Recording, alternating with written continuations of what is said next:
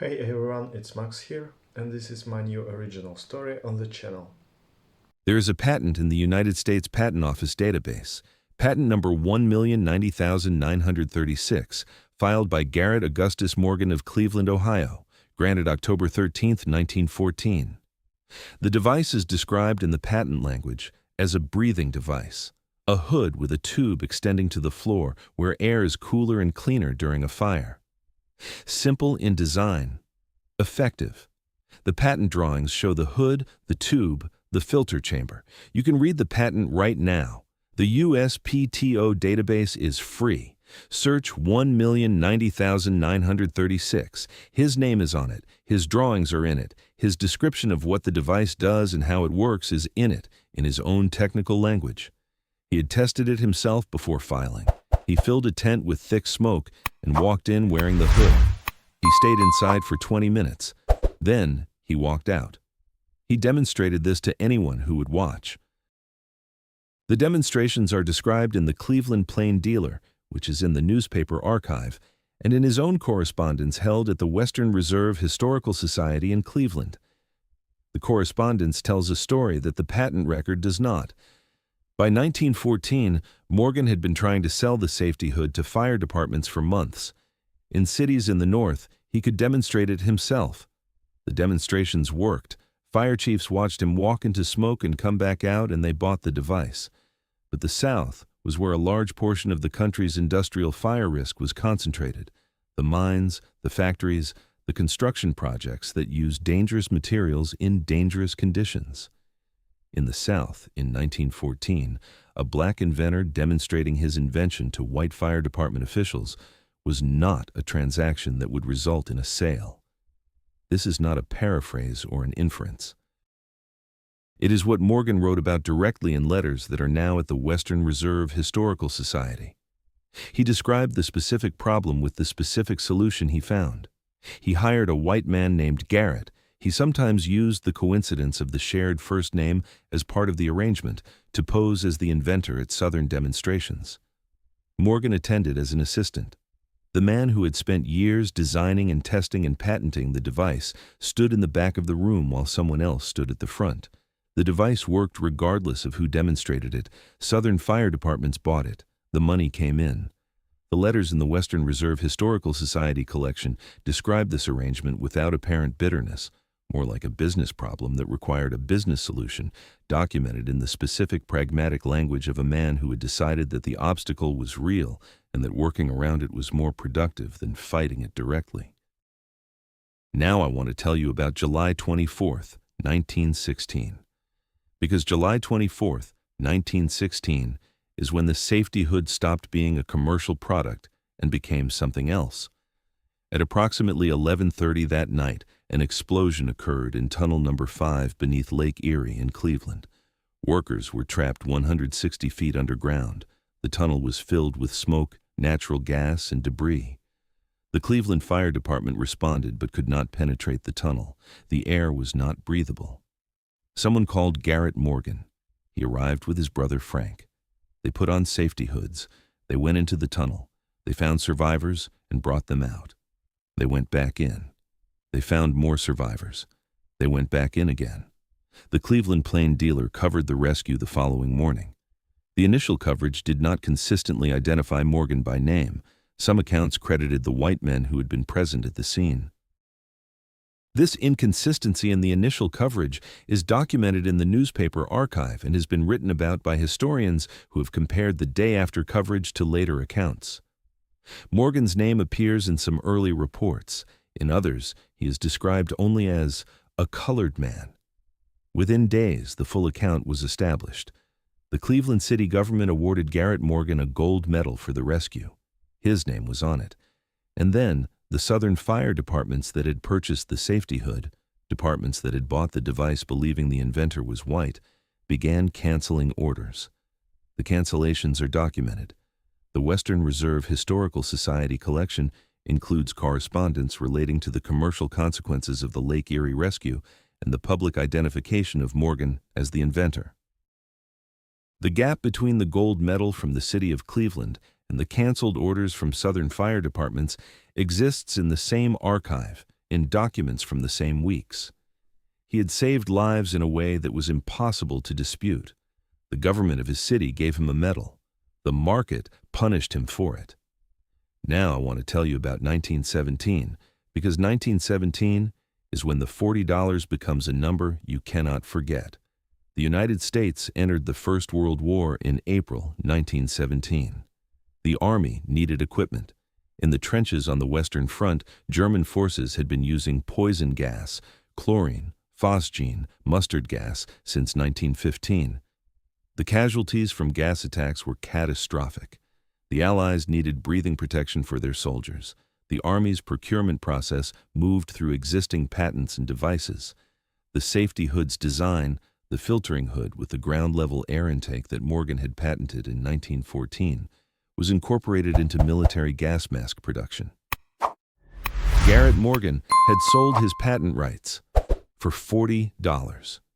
The figure appears in multiple accounts of Morgan's life and in historical analyses of his patent transactions. The specific sale documentation is in patent transfer records. What is certain is that he had transferred the rights before the war, created the demand that made the device militarily essential. The gas masks went to the trenches. Soldiers put on equipment based on his design before going over the top into air that contained mustard gas. Some of them survived because the masks worked. The masks worked because the design was his. He received $40. The Army's procurement records for gas mask production in World War I are in the National Archives. The scale of production, the number of units manufactured, the contracts issued, the money spent, is in those records. The gap between what the government paid for gas mask production and what Garrett Morgan received for the patent that made the design possible is calculable from documents that have been in their respective archives since the war ended. The traffic signal came later. By the early 1920s, Cleveland had a problem that every growing American city had. Automobiles and horse-drawn vehicles and pedestrians were sharing intersections without any system for managing who moved when. Accidents were frequent. The two-signal system that existed in some cities, red for stop, green for go, created a specific danger at the moment of transition when vehicles moving on one axis were stopping while vehicles on the crossing axis were starting. Morgan had observed this. He had driven through intersections. He understood the gap in the existing system. There was no warning phase, no moment when all traffic was stopped simultaneously to allow the transition to happen safely. He designed a three-position signal: stop, go, and a third position, all traffic halted, that created a buffer between the two. The warning phase that is now so standard that we do not think of it as an invention. The yellow light. Patent number 1,475,024, filed by Garrett Augustus Morgan. Granted November 20th, 1923. The patent is in the USPTO database. You can read it today. His drawings show the three-position mechanism. His description explains exactly what problem the third position solves and why the two-position system was insufficient. He sold the patent to General Electric. The reported sale price was $40,000. This is documented in accounts of Morgan's business transactions and in historical analyses of the patent sale. It is a very different number from $40. But I want you to hold both numbers together for a moment because the distance between them illuminates something specific about the period between 1914 and 1923. In 1914, Morgan had a device that saved lives and sold it for $40 because the market for it was structured in a way that made full value impossible to extract. The racial architecture of the Southern market required him to disguise his identity to make sales. The patent rights were transferred before a war created the demand that made the device essential. The $40 is the number you get when a black inventor in 1914 is navigating a market that is not designed to pay him what his invention is worth.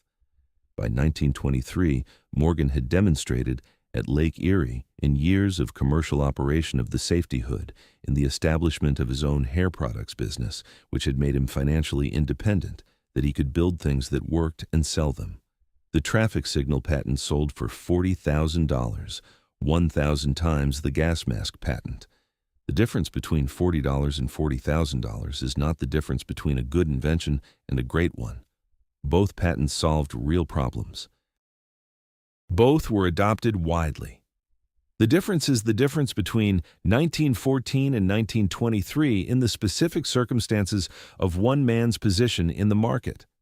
Now, I want to tell you about the legal disputes, because the legal disputes are in the Ohio State Archives, and they show something that the patent records alone do not show. After the traffic signal patent sold to General Electric, other manufacturers began producing traffic signals. Some of those signals used mechanisms similar to Morgan's patented design. The question of whether they infringed his patent produced legal proceedings in Ohio courts. The Ohio State Archives hold records of these proceedings. The records document the specific claims Morgan made about his design, the counterclaims manufacturers made about the originality of their designs, and the legal outcomes. The proceedings were not uniformly favorable to Morgan. Patent litigation in the 1920s was expensive and slow, and the outcomes depended heavily on the resources each party could bring to the process. What the records show, and this is the specific detail that the Ohio State Archives preserves, is that Morgan engaged the legal system directly, in his own name, asserting ownership of his intellectual work in a period when doing so was not simple for a black man in American courts. The filings are in his name. The arguments are documented. The outcomes are documented. He did not always win, but the records of the fights are there. I want to tell you about the Nobel Prize nomination, because it is the detail that most people who know Morgan's story do not know, and because it is documented. In the years before his death in 1963, Garrett Morgan was nominated for a Nobel Prize. The nomination was for his contributions to public safety through the development of breathing apparatus. The Nobel Committee's records of nominations are sealed for 50 years, meaning nominations from 1963 would become available in 2013. Historical accounts of the nomination exist in Morgan's papers at the Western Reserve Historical Society and in biographical scholarship. He did not receive the prize. He died on July 27, 1963, in Cleveland. He was 86 years old. He had been partially blind for the last decade of his life, a condition that did not prevent him from continuing to work on mechanical problems until near the end. The gas mask patent, the one that sold for $40, had by then been used by millions of soldiers and firefighters and miners across the world. The traffic signal patent, the one that sold for $40,000, had become so embedded in global infrastructure that its origins were largely forgotten. Every red light you stop at today runs on the logic of his 1923 patent, the warning phase, the moment when all traffic stops simultaneously, the yellow light. Patent number 1,475,024. It is in the USPTO database, free to search. His name is on it. His drawings are in it. He designed it. He filed it. He sold it. The Army used the other one in the trenches. He got $40. Patent number 1,090,936, the safety hood, and patent number 1,475,024, the traffic signal, are both in the USPTO patent database. Search by patent number. Both are free to access. The original patent drawings and Morgan's technical descriptions are in both records. The Garrett Morgan papers, including his correspondence describing the Southern demonstration arrangements and the commercial consequences of the Lake Erie rescue, are at the Western Reserve Historical Society in Cleveland. The collection is available to researchers by appointment. The Ohio State Archives hold records of the patent dispute proceedings from the 1920s. The finding aid is available through the Ohio History Connection website. World War I military procurement records, including gas mask production contracts and unit volumes, are in the National Archives. Record Group 120 contains American Expeditionary Forces records, including equipment procurement. The Cleveland Plain Dealers coverage of the July 1916 Lake Erie tunnel rescue is in the newspaper's archive and in microfilm collections at the Cleveland Public Library. The variation between early accounts and later accounts, which documents the inconsistent attribution of the rescue, is visible in the archive. The gap between $40 and $40 million is in documents that have been in their archives since Morgan filed his patents. Search patent 1,090,936. His name is on it. Read what he wrote. Subscribe. Because next week we open another file.